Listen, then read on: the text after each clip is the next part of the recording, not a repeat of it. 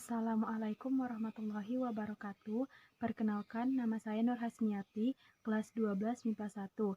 Saya akan mempresentasikan pengaruh kemajuan ilmu pengetahuan dan teknologi terhadap Negara Kesatuan Republik Indonesia. Pada awalnya, teknologi berkembang secara lambat. Namun, seiring dengan kemajuan tingkat kebudayaan dan peradaban manusia, perkembangan teknologi berkembang dengan cepat. Kemajuan ilmu pengetahuan dan teknologi yang sangat pesat tentu membawa pengaruh bagi kehidupan suatu negara, termasuk Indonesia. Kemajuan ilmu pengetahuan dan teknologi sedang dinikmati oleh masyarakat dunia, termasuk masyarakat Indonesia. Kemajuan ilmu pengetahuan dan teknologi memberikan pengaruh bagi suatu bangsa.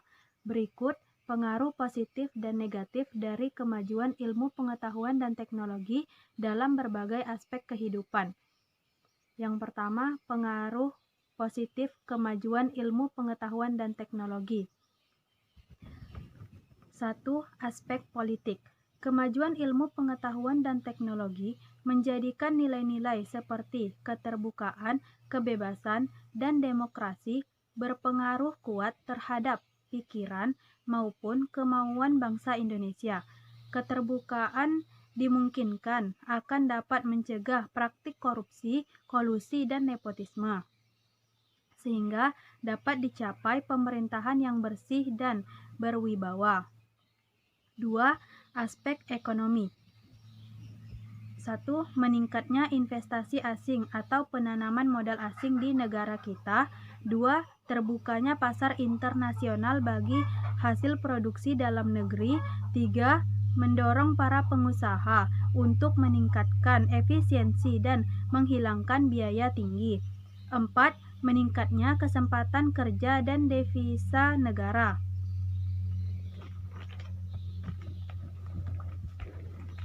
5. Meningkatkan kemakmuran masyarakat.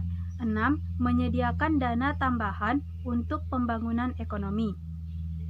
3. Aspek sosial budaya. Dengan adanya informasi, kita bisa mencontoh atau belajar banyak dari tata nilai sosial budaya, cara hidup, pola pikir, maupun ilmu pengetahuan dan teknologi dari bangsa lain yang telah maju untuk kemajuan kesejahteraan kita. 4. Aspek hukum, pertahanan, dan keamanan. 1. Menguatnya supremasi hukum, demokratisasi, dan tuntunan terhadap dilaksanakannya hak asasi manusia. 2. Menguatnya regulasi hukum dan pembuatan peraturan perundang-undangan yang memihak dan bermanfaat untuk kepentingan masyarakat. 3. Menguatnya tuntutan terhadap tugas-tugas penegak hukum yang lebih profesional. 4. Menguatnya supremasi sipil dengan mendudukkan tentara dan polisi sebatas penjaga keamanan, kedaulatan, dan ketertiban negara. 2. Pengaruh negatif kemajuan ilmu pengetahuan dan teknologi. 1. Aspek politik. Dengan berkembangnya ilmu pengetahuan dan teknologi, maka tidak menutup kemungkinan nilai-nilai seperti kebebasan demokrasi dan keterbukaan bisa disalahartikan oleh masyarakat. Hal ini bisa membuat terganggunya stabilitas politik di dalam negeri. 2. Aspek ekonomi.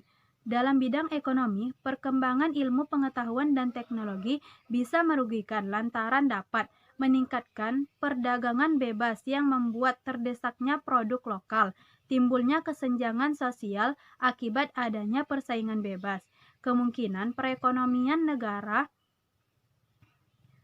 untuk dikuasai pihak asing, dan yang lebih buruk, mekanisme pengaturan ekonomi sepenuhnya diatur oleh pasar sehingga pemerintah hanya sebagai regulator. 3. Aspek sosial budaya. Kemajuan ilmu pengetahuan dan teknologi ini dapat memunculkan sifat hedonisme maupun gaya hidup konsumtif dan individualisme. Hal ini tentu saja memicu adanya kesenjangan sosial jika seseorang tidak mampu menerima pengaruh ilmu pengetahuan dan teknologi dengan baik, Selain itu, ada kekhawatiran akan lunturnya nilai-nilai sosial dan keagamaan. Contohnya, mencuri dengan cara hacking ke suatu lembaga keuangan dan sebagainya.